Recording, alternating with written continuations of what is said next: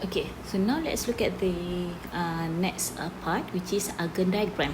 Okay, so basically for this graph complex number, so this complex number we can sketch in a graph, okay, using Argand diagram.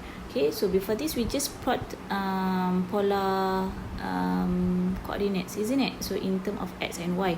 Okay, so, but now we want to sketch complex number.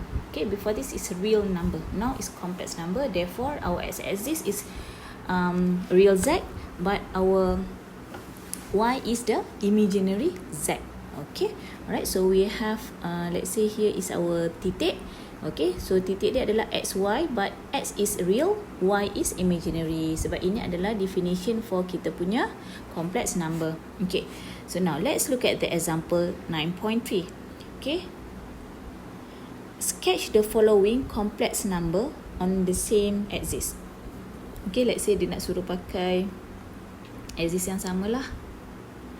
Okay, katakanlah ini axis dia. So kita ada y which is imaginary z, and we have apa nama ni, x sama dengan real z.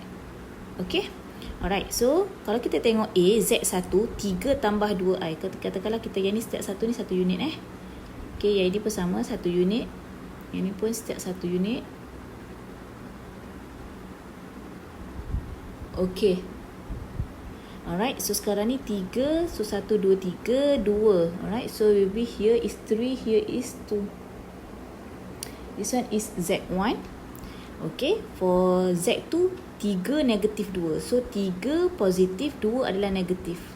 So kat sinilah, here adalah Z2. Okay, so you just look at this one. Refer to the X, refer to the Y. Okay, so X refer to the X axis, Y refer to Y axis. Okay, so see it. Okay, so ini X yang ni adalah Y. So negatif 3, negatif 2. So kat sini. Okay, so ini adalah Z3. Okay, so untuk D, ini adalah X, ini adalah Y, negatif 3, 2. So kat sinilah negatif 3, 2. Ini adalah Z4. Okay, so this is how you plot in the Argand diagram. So katakanlah you ada okay, E contohlah Z5 sama dengan 2 tambah 3i. Okay, so you carilah 2, sini 2, sini 3 kan. Okay, so you akan dapat kat sini Z5. Okay, so just define what is the real, what is the imaginary. Alright. Okay, so now let's look at the next section, which is equality of two complex number. Okay, so this one basically is a properties lah for complex number. Okay, so given that we have Z1, let's say A plus BI, and Z2 is C plus DI. Okay, so both Z1 and Z2 are a complex number. Okay, alright, two complex number are equal if and only if real parts and imaginary parts are respectively equal. Okay, so maksud dia kalau Z1 tu sama dengan Z2, okay, maksudnya Z1 is A plus BI, Z2 is C plus DI. Therefore, A is equal to C. So, the real parts will equal to the real parts, and the imaginary part will equal to the imaginary part. So, therefore, A equal to C and B equal to D. Itulah maksud dia. Okay, alright. So, now let's look at the example 4. So, we want to solve this. Okay, so solve for x and y. So we want to find what is the value for x and what is the value for y. Okay, so we have 3x plus 4i equal to 2y plus x plus xi. Again, we can refer to this definition of equality just now. We need to equal real part with real part and imaginary part with imaginary part. Okay, so here we define this one is as a real. Okay, so on the left hand side. So on the right hand side, here is our real number. Okay, and here is our imaginary, and on the left, on the right here, this is the imaginary. Therefore, we just equate. Okay, so real part with real part, and imaginary part with imaginary part. Okay, so from here We know that x is equal to 4, therefore we just substitute and put it into equation 1. Okay, so 3, 4 equal to 2y plus 4. Okay, therefore y sama dengan ni 12 tolak 4 berapa? 12 tolak 4, lepas tu bahagi 2. Okay, so kita akan dapat 4. Okay, therefore x equal to 4 and y equal to 4. Okay, alright, so now let's look at the example 9.3. Okay. Okay, for 9.3, 9.3, tengok puasa-puasa.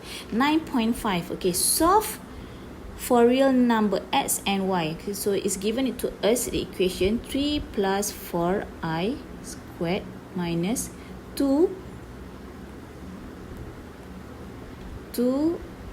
minus iy equal to x plus iy. Okay, so sekarang ni on the right hand side is already cantik lah, x plus iy. Cuma on the left hand side is not in the term of a plus ib lagi.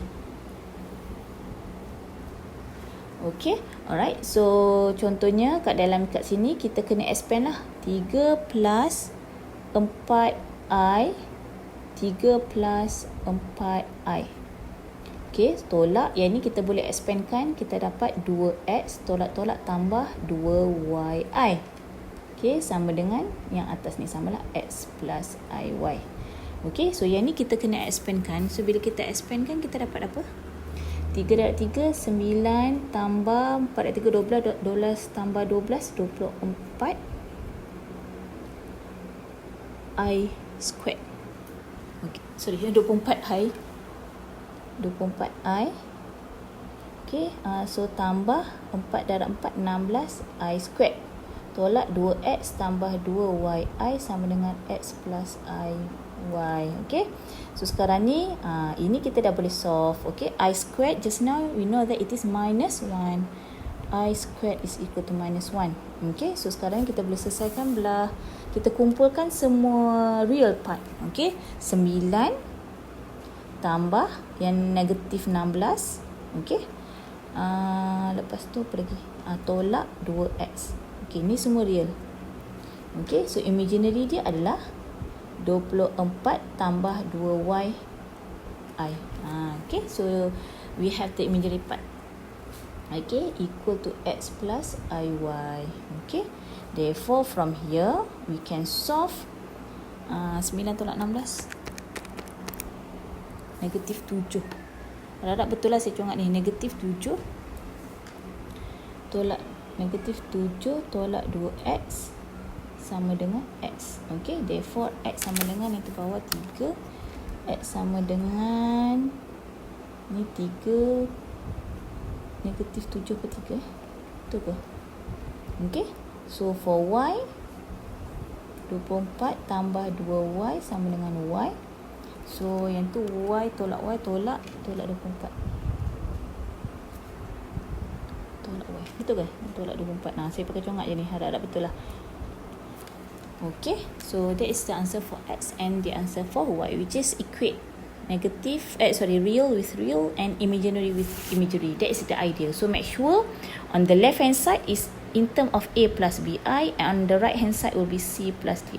So kita boleh compare lah real dengan imaginary. So kalau di dalam bentuk macam ni kan, dia belum lagi dalam bentuk a plus ib. Okay, kalau macam ni dia dah dalam bentuk ni kan, dah bentuk complex number. Okay, alright. So this one I want you to try by yourself to get the answer for the example 9.6.